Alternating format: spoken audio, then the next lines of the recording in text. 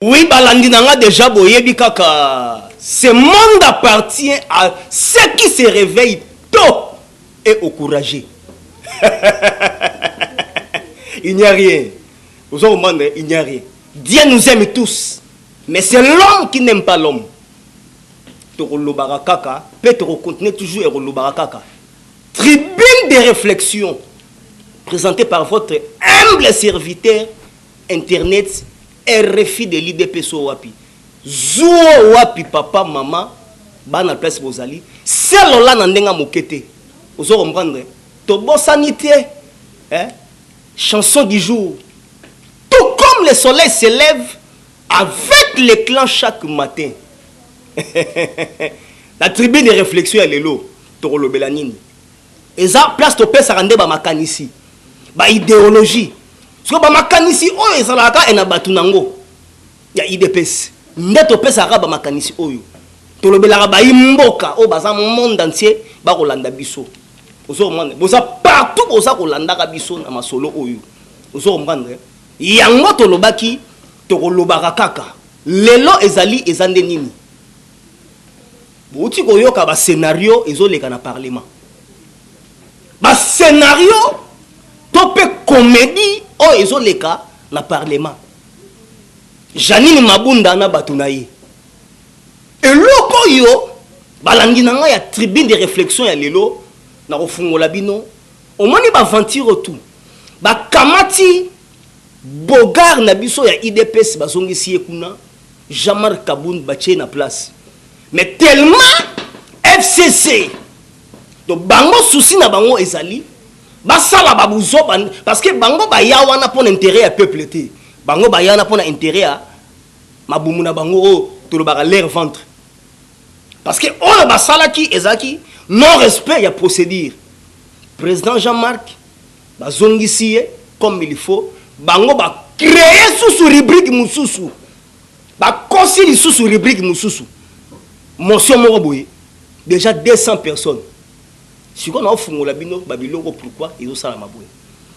Abike bosé belé partout dans le monde, bosa kolandanga yi.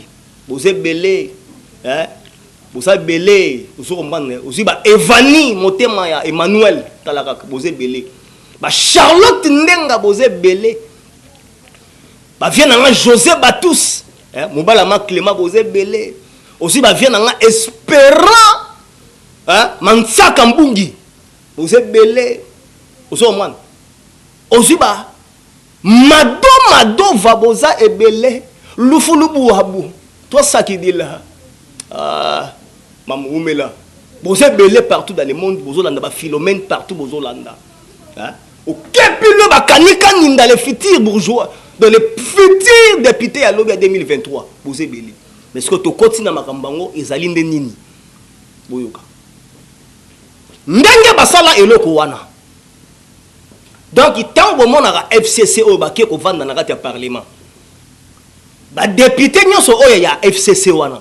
Je dis bien ba député oyo ya FCC. Mutu au peuple a voté azati. Donc babiloko o tozo subir lelo au parlement ba osala eba fanti wana. Donc eza babiloko nanga a préparer qui déjà et outi na seni. Donc seni muta créer babiloko seni. Bolandi. Donc c'est-à-dire tant que matata mpona zagi donc ministre basala eloko moko boye ba donc on nyonso FCC ba osala lelo ils auraient déjà préparé bien avant. Donc ba que président oya akoya ba ko compliquer na biloko na bango oyo. Yango moni eloko ba bomeli Kurunzinza na Burundi parce que Kurunzinza pe alinga ya na ba GO Kabila a osala a.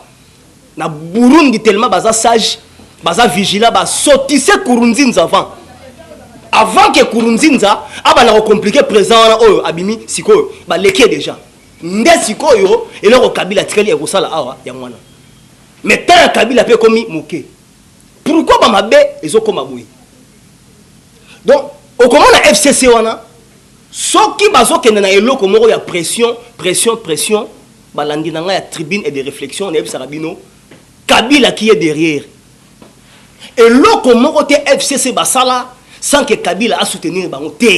Il a commencé par leur autorité morale. C'est Joseph Kabila Hippolyte Kanambe Moutoua. asalaka ba biloko wana apesi bango donc bakendaka moko retraite à 3 jours na Kingakati ba bendi makanisi ale temps ba beti bor wana donc vous avez remarqué que non bazo luka elo mususu justice et suis présent Jean-Marc et sont ici bangoté ba créer sur rubrique mususu il y a une mémoire parce que bon monique Kabila za muto a Rosala et na Congoté donc réellement c'est Kabila qui nous dérange donc c'est-à-dire batouane et basabre tant que baza awa peuple congolais a koki ko réjouir jamais na bonheur donc FCC n'est baza wana donc comment on a ba que non peuple congolais faut malheur na yezara et du jour au jour so babiloko yo ezali nanga sikoyo na matata mponyo na bango nyos parce que na Congo batamayele oyo to donc to bulaka ba vrai professeur ya université na yebisa bino Kabila somba bango nyos apesa bango siko bala de façon que bazo mayele na bango ba comme ça siko contre pays donc contre peuple bango siko mutu ba monta eloko oyo nanga azalaki wana matata mponi bachana mutu moko plus de $100,000 donc c'est-à-dire bachango na ba 3 comptes bancaires na banque na ba Robank na ba Afriland donc bacha ba mbongo wana po et ko sunga ba so ba sala ba ku oyo ba sala lelo donc ba eba déjà que non à partir de 2017 déjà bazo préparer ba okanga parlement yango e ba sala yango ba eba que déjà ba okanga sénat ba sala yango ba eba que ba okanga tina gouvernement donc ba eba que ba okanga ba poste wana tout poste ko ba compliqué président o aroya asala bien te bango so e bazonga lobby donc et le tout FCC ba sala lelo eza lelo te si ba préparons déjà kala à l'avance tellement Kinois toza naïf Kinois donc comment on dirait toza ba vaccin mo to comment ya kibolembu peuple akoka su ko revendiquer donc comment ba kilo donc tellement Kabila boma biso déjà à 18 ans là donc peuple non mona bazo salema be mais azokoka ko bima na balabala te à revendiquer donc Kabila déjà loko a préparé quand donc yamo bomoni Kabila déjà aloba ke nabi. Je ne veux pas vous dire au revoir, mais je vous dis à bientôt. Donc parce que dans ma carte nae abanobeta ebeke, il y reviendra encore. Parce que tana no mutalingi ba congolais te. Mutu aya un esprit akabula Congo. 18 ans, ya moni moko ba diasa ha bisonana bino en tout cas to sambela nzambe nzambe aza bolingo. Parmi ba pays oyo nzamba lingaka na motema na ye RDC, tout ça na kati. Voilà, faut boye bango. Et puis parmi le président de la République, on nzamba lingara na motema na ye, président Fachi, azana kati. Tout ça na ebisi bino boye parce que biloko tozo vivre sur le terrain. Te nzambeko loboko na ye ezo sala. Parce que soki nzambete to ebité. Donc yango bomoni ba makambo yo, ba yesiko na buzo ba na bango et na parlement. Ba bête à deuxième rubrique ba comité ba 200 pétitions ponini mutoyo azongi et na parlement présent na biso talaka présent bien assis les bogards na biso ya IDPS azaki et na raison présent qui a cotisi justice et répondre azonga bato ba habité to longolé lisusu tala niveau ya mayele mabe siko boye bisanga na niveau bato baza ko bloquer biso boye siko boye bisanga siko soki lobby boki ke ba dissoudre parlement wana nanya ofiotola su mbanga donc on dirait Satan a zotinda bango basala kaka mabe pour ba pesa siko président de la République idée ya dissoudre le parlement donc c'est-à-dire on dirait batango ni do basa envoûté mais to loba nini donc dans ce biso tana nous ba konti parlement ba ke ko défendre leurs intérêts ba salaire na bango et mata et pourtant avant-hier ba professeur ya Inikin ba marché pour salaire na bango et ça bien té. Mais si quoi bino au lieu vanga botala salaire yaba professeur yaba militaire peuple de bango si ba kei ba baxer ba $2,000 et pourtant peuple a souffrir ba militaire salaire de bango ba ke leurs intérêts en plus na ba signer ba pétition ya lukuta pour Jean-Marc Alongwa allez-y comme ba toi ba ne ya moni te pesa bino kalate hein mai izo kabona katikati bozo yo kaloseba ezoya tala nous bataboye donc yango moni ba bloquer pays donc basali crise moko forcée donc tellement chef de l'état azali na ba programme nebele donc bango siko ba créer crise na bango ya makasi po chef de l'état a sala rien donc ba bloquer tout toutes les machines ba bloquer et puis ba député o ya FCCO bozo mona na parlement mutu peuple a voté azate donc nyonso ezalaka oyeli nanga mbongo nanga atie kombo na yo oyeli nanga mbongo donc nanga achap donc a nommé bango tout na liste a moyen argent tala donc niveau mboka donc oyo azawana député moko te oyo avani enangamba FCC peuple a voté bazate so yango moni carte oyo euti na seni faye so ko telemela siko muto seni auti ekobimisa wana un kabiliste parce que banda seni e banda boko remarquer ba kabiliste mutu baleka kawana ba dia ça donc banda donc on remarque que non ba ngoyi mulunda kabili donc tout le monde oyo baleka kana niveau seni ba kabiliste ba kabiliste yango ni catholique atelema bi oh susu mutu ya nanga donc c'est à dire tout le monde a même buzo ba o nanga sala mais balandi nanga na funga nanga bakanga ba hôtel na emi balé na États-Unis mais nanga c'était millionnaire nanga azana hôtel moko ya VIP na Las Vegas nanga azana hôtel moko ya VIP na Chicago allez-y comprendre donc c'est à dire donc crise tozo mona eza babiloko ba fruit nanga atikaki parce que balingi encore un kabiliste revient encore allez-y comprendre tozo kende wapi poto suka wapi ena batoyo donc eza crise moko forcée donc bazolo que la chef de l'état échec na makasi pour ba ke bokoki donc c'est-à-dire donc basa ba démon so peuple assez à lembi tellement ba mo kate ya boye ba galère de peuple so donc ayebi te que photo revendiquer de peuple donc ba comme on est naïf mais likambote nzamba ebineni azosala na biso mais biso siko yango ni be mission na biso et comme ba veille patriotique ko lamusa kaka lèvons-nous totel bato kendi ndiamwana donc voilà bo moni Janine Mabunda donc tindenga zana mayele na ye ezate na donc ye on a salé la mayele na ye a salé la kingakati donc ye makambutu kingakati to tala na moi sandengwana et puis bon senti ning azaona donc au moins que dernièrement akenda ko luka chef de l'état akay sa chef et de l'état bo Janine Mabunda o soko lingi to tika makambo ya Jean-Marc Kabunda yo pe botika makambo ya Albert Yuma akangamate mais allez-y comprendre pour ba yebi que na dossier Albert Yuma Janine Mabunda azara ministre ya portefeuille série ya Albert Yuma ba mbongo wana ndenge Eliama boka komba Janine Mabunda otangama enakati donc wana eza na file ndé donc na ba kabila tout ba na kati chef de l'état ebisabino ngazo ebino e makambo ya Jean-Marc que na opesa yo conseil tant que président yoza présidente ya parlement mais nengeni okoti kombo ya Albert Yuma donc c'est à dire eza lokwa batinda ki bango non boyebisa ye sora lingi to baele Jean-Marc yepe abaele Albert Yuma mais ce n'est pas Fachi ce n'est pas Balouba eza la justice qui fait son travail si quoi bateau yo bauti ko kota bolo ko lobiao ah oyo bateau oyo e bakangami moko ya maison civile pour na 2 millions à côté ka sima lobia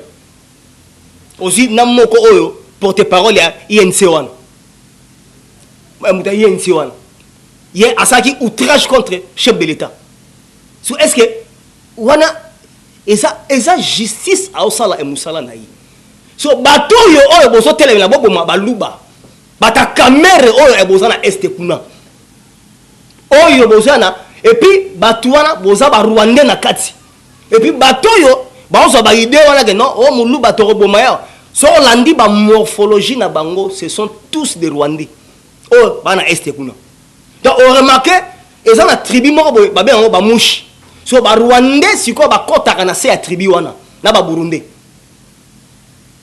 et puis nzambe aza munene nzambe ayebaki kamata ruchuru na ngamba RDC kamata ruchuru na ngambu ya Rwanda au moins la différence do bata ruchuru Obena et baza na ngambu ya RDC. Donc au moins babena baza bilongi mususu, mara mususu. Et aussi bata rupture nanga ma Rwanda, wala bena menga ba Rwandais et ba nilotique. Mais nzamba sala ke no, baza frontière mais ba yoka nakati. Ozo mané. Donc ba yoka nakati mais frontière mais ba yoka nakati. Mais so OK na frontière net ya RDC na Centrafrique okokuta penza ke non ha bangwandi ya kotoyo na yangamba Centrafrique bayoka naka basolara bien kuna benga bango basango ndiangwa. Donc OK dans la frontière mais sauf on dirait nzambe ayeba ke ba Rwanda o na ba Burundi na ba Uganda un jour et rolukaka et boto la RDC et mabele yango moni côté on a même bata frontière on a bayoka naka pété ndiangwa. Tara nzambe ninga sala donc e bokesini. Siko eboloba bato yo bozola boma baluba na niveau ya est kuna. Siko oyo bakangi lobby muta société civile pardon ya maison civile aller 2 millions. Bambonga ngope nzambe makambo mususu to mwa na Congo. Banda ba monta ba banda kolia na ntoyoka te $1000 jamais. Donc nanu toyoka te mutu moko ali ata $10,000 kaka ba millions. Ba millions. Ba millions.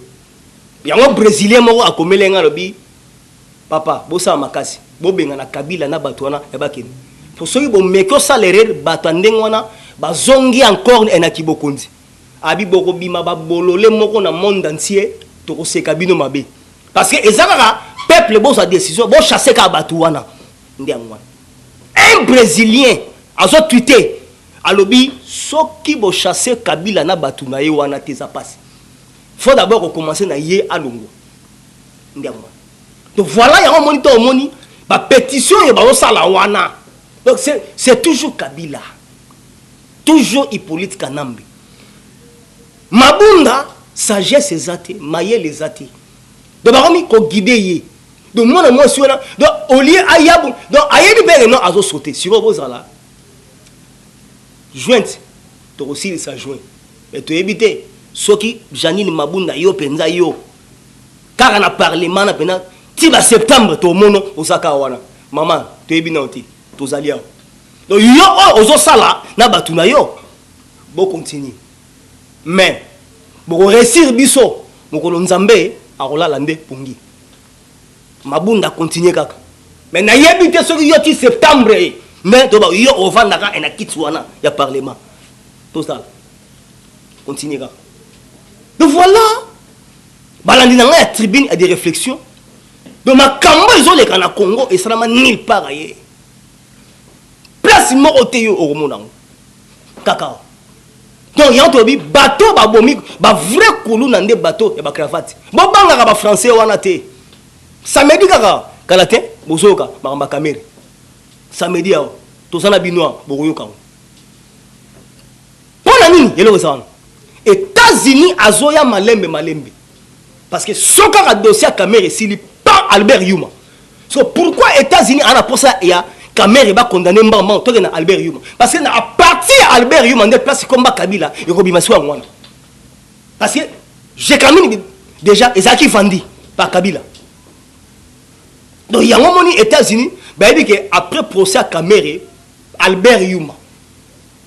Il y a un moment et Mikolo yo Kabila a commis qu'on éliminer la trace.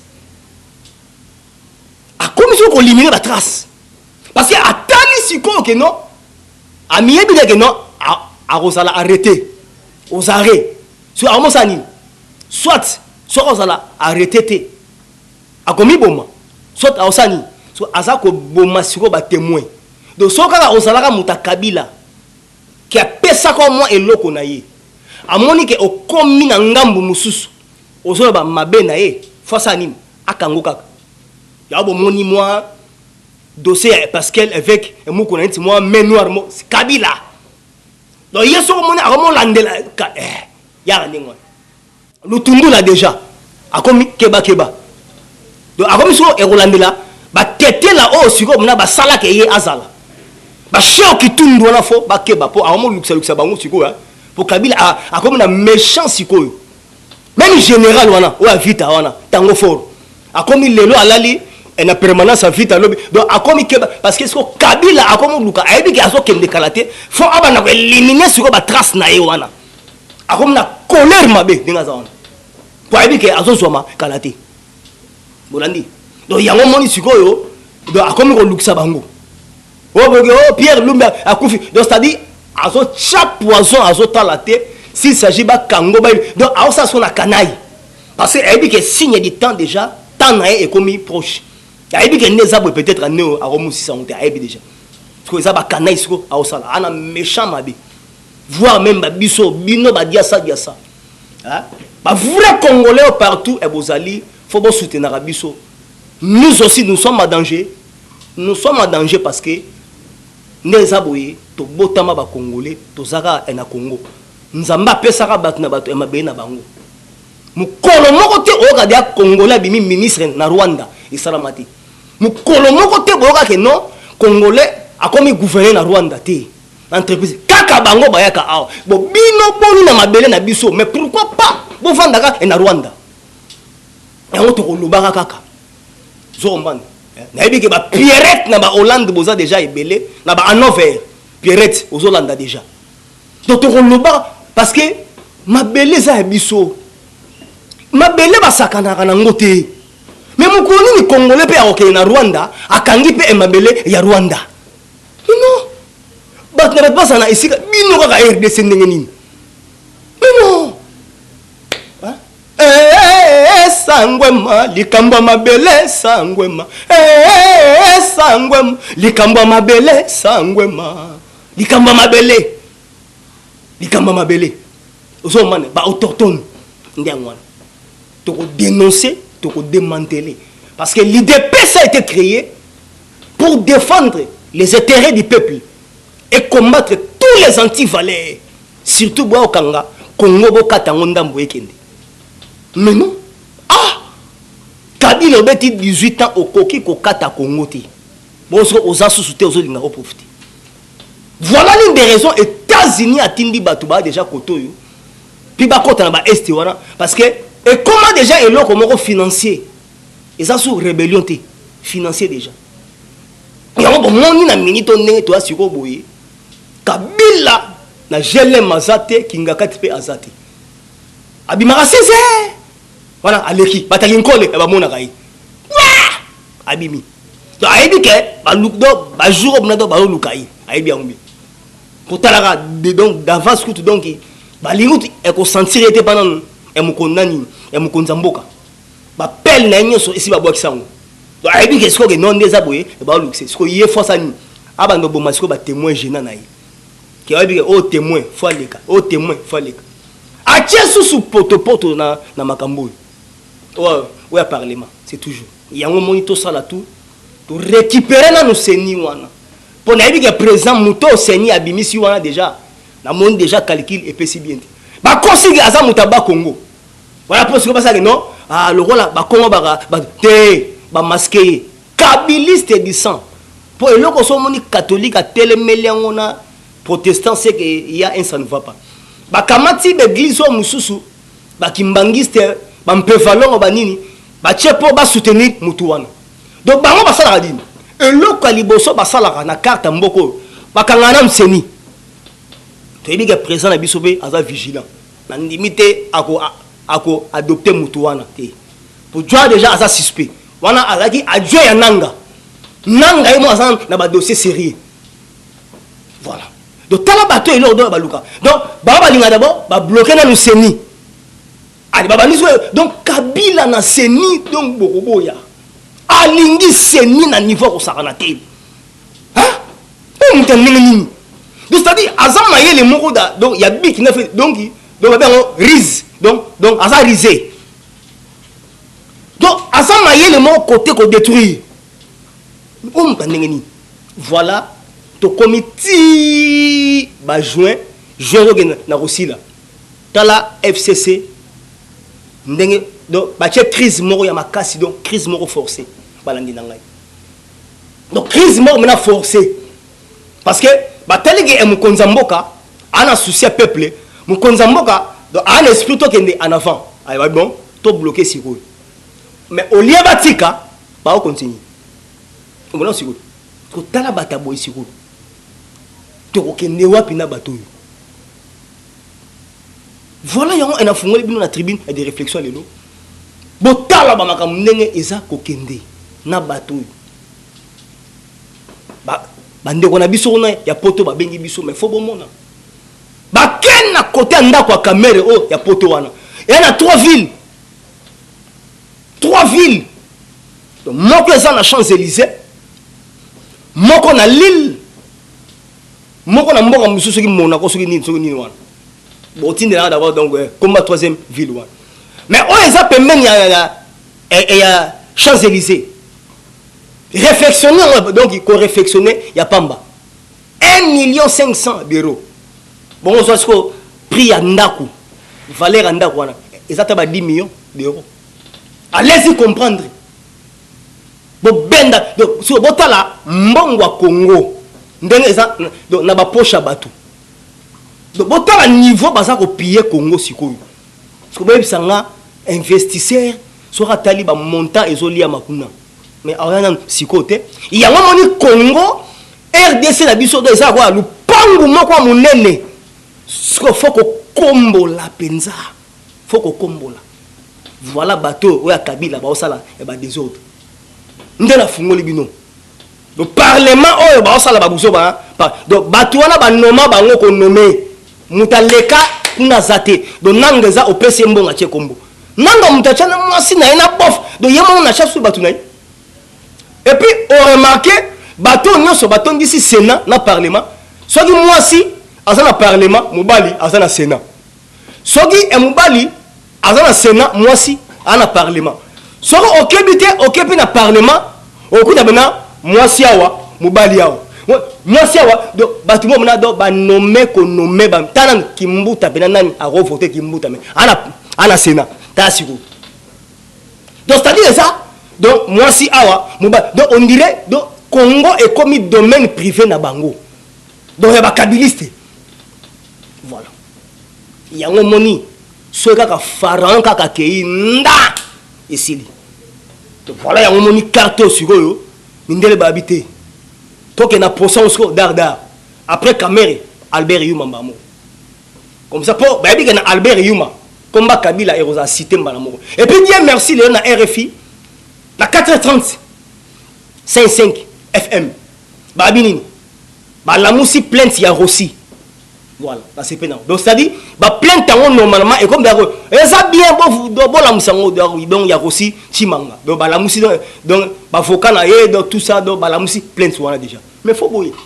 Parce que tant qu'il y a plainte, ils ont salama, vous avez battu plainte, et puis déjà Sénégal, assis, à Betagi, Mbela, et puis la communauté internationale, ces pays, et bah déjà, et puis la délégation, déjà, parce que ces pays d'ici au mois de septembre, déjà, à Baniso et Rokangasko, Moro déjà. Alors, par exemple, sur le terrain, tali terrain, n'engesko bazo qui pour la 2e fois. Ndiamwa. Il y a un moment ni Hippolyte Kanambe. Azo lia batu mabe. Donc mikolo keba.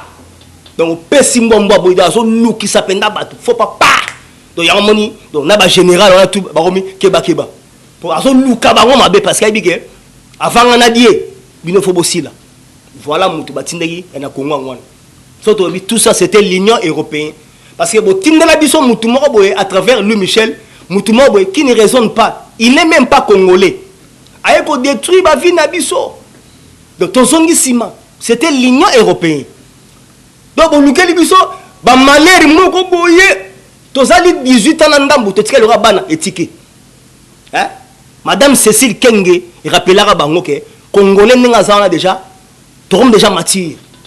Parce que comment de ça, Cécile Kenge, il y a commis déjà matière. Bon, quand ça va sous-souté. Babylone a nil et sans effet. Et si bakoli. Pour zoba, soukana akoma mutamaeli.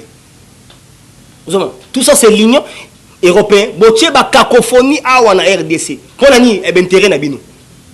Maintenant si vous avez Liban et États-Unis, azuma solo. Vous avez un bien. Mais boye bango. Congo est un pays où nous avons un motema na ye. Mundele ogo sala ba mécanisme nyo sommer. Oya nzambe boko kangote. Et puis, bon, réussi à Congo, mon Nzamba, oh là là, Pongi. Et puis, toi, le président Obena Nzamba Tinda. Vous avez demandé, en 2020, Fachi Bétonné, Obena Nzamba, Acha Loboko. Oh, papa, pesa combo l'aigle du Seigneur. Néanmoins. Mon Christ, il y a un saranati. Il y a ça, il y a un Nzamba. Vous avez demandé. Donc, il y a un bon moni, Babylone, autour, États-Unis, non. RDC faut être comme ma propriété privée parce que trop c'est tout. Parce que ceux qui États-Unis ont beaucoup en main parce que attendez que vente à l'uranium et le cas qui trop. Il y a moi essayer que le ba force il y a la Chine, il y a l'Iran. Ndia moi. Il y a moi États-Unis ont solo ah. Il y a moi ni kanda wana Union européenne et bazana ngo et na samitemo. Bina plein confinement bo kita et pas battu. Bo sani. Voilà donc il m'a makambo ndenge ils ont les. Donc voilà, dans un niveau, tout ce qu'on a Congo, mais nous sommes dans les bons. Nzambe, Aokambabiso. FCC va bloquer Kaka. Mais Nzambe, Azo Bouka barrière, tout ce qui est lentement et sirement. Donc voilà, donc il y a un peu tout, la tribune et des réflexions. Faites tout ça, partage, Nabino. C'est ni wana photo récupérer. Mouton à l'équipe, wana photo talaï bien. Moukonzamboka a rotalé bien. Pour me konzamboka ama ayebike oyo apio kabiliste déjà au batindi wana so ba masquer identité ya ba Congo. Allez-y comprendre. Le temps déjà nani ba prêtre ba bi yete parce que hier si go do aroya na suite fin ya mamananga. Ndia moi. Tabilo nanga asali. Nanga c'était millionnaire. Au moment puis yo présent seni na kingaka tikuna nanga azanga kate na réunion ba kabiliste nanga sana kati grand kabiliste ko sakanate nanga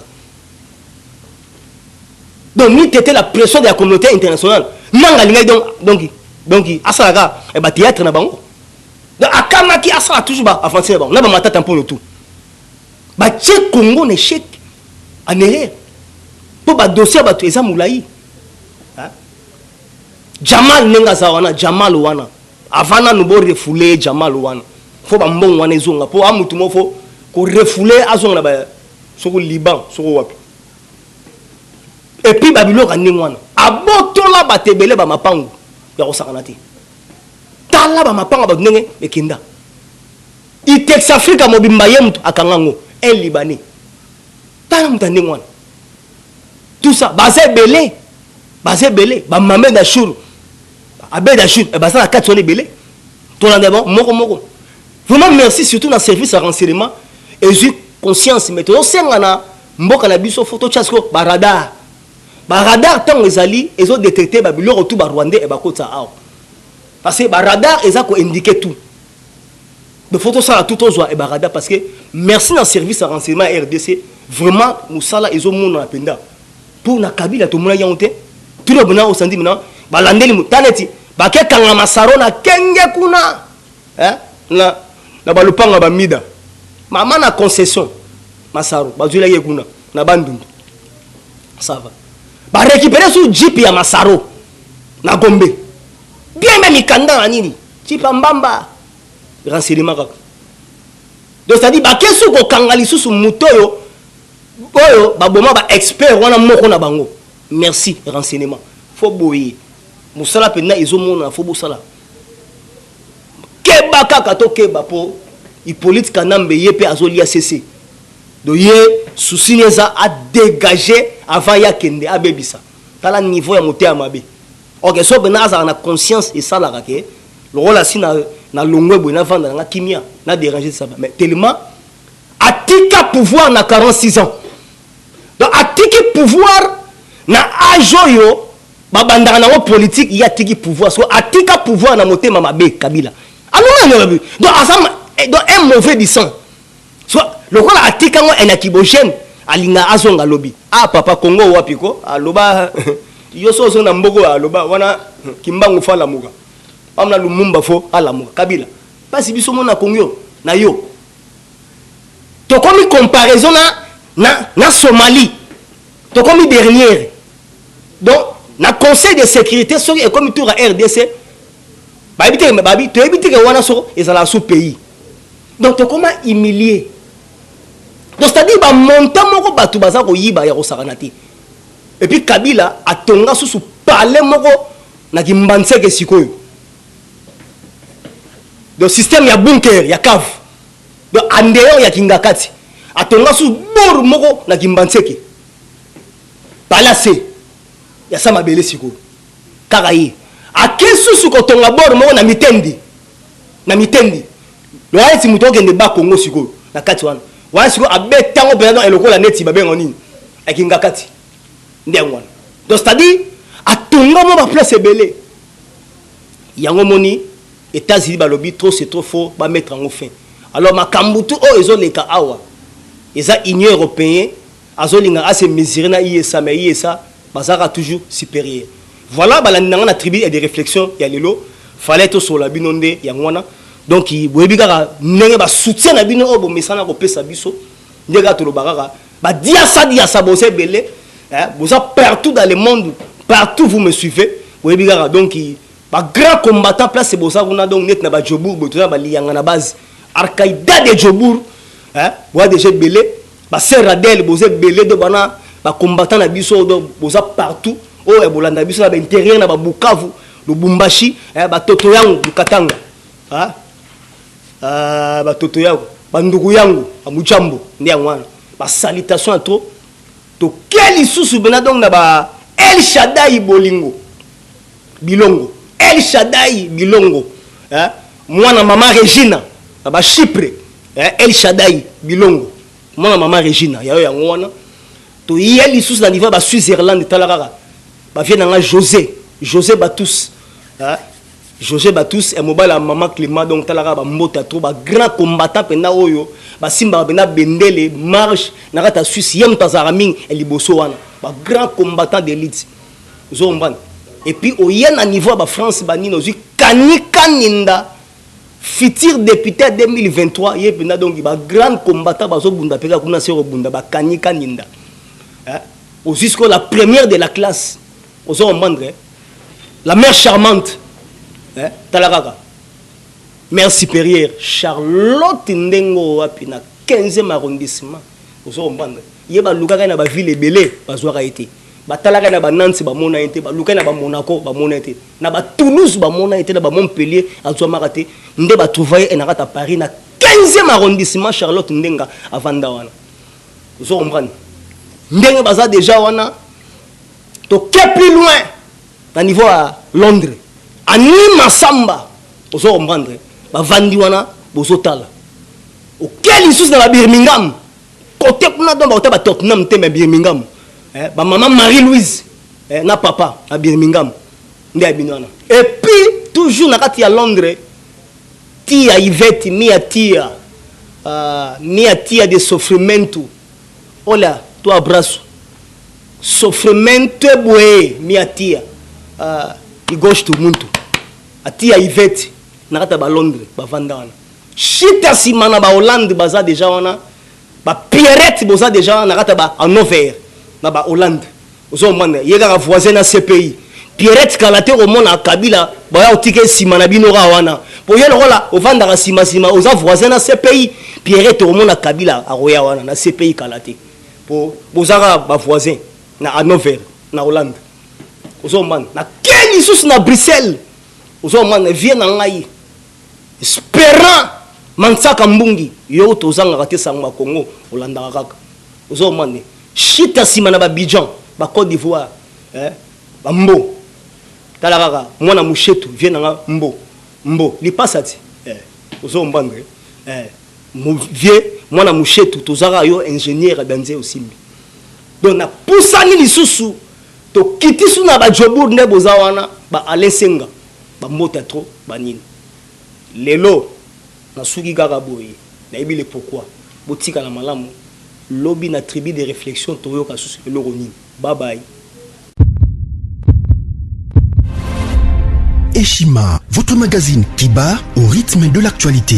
Retrouvez la nouvelle édition exclusivité. L'an 1 des Basseyane Nanga. Métamorphose et décollage de la province du Haut-Ouélé. À la manœuvre, Christophe Nanga. Avec abnégation et patriotisme, les gouverneurs Basseyane est déterminé à lancer la province du Haut-Ouélé sur la voie du développement intégré. Interview, prise en charge des malades, la maîtrise de la propagation du coronavirus. Docteur Eteni répond à toutes les questions. Économie, la baisse des prix, les combats permanents d'Acacia, Bandoubola. Dossier Eshima, mécanisme national des suivis historiques et réalisations. Focus, Sele Yalagouli propose des nouveaux paradigmes de développement indispensables à la relance de l'économie. Nation, championne du social, Agnès Mouad Nawej et la CNSS offrent $1 million dans la lutte contre la pandémie Covid-19. Moussa Mondo sensibilise et prend en charge des personnes vulnérables. Parité, Olive Lembe Kabila, modèle de générosité et d'entrepreneuriat féminin. Afrique, un déconfinement aux multiples facettes. Retrouvez l'intégralité du magazine Eshima dans les kiosques. Eshima Magazine, un nouveau standard d'information.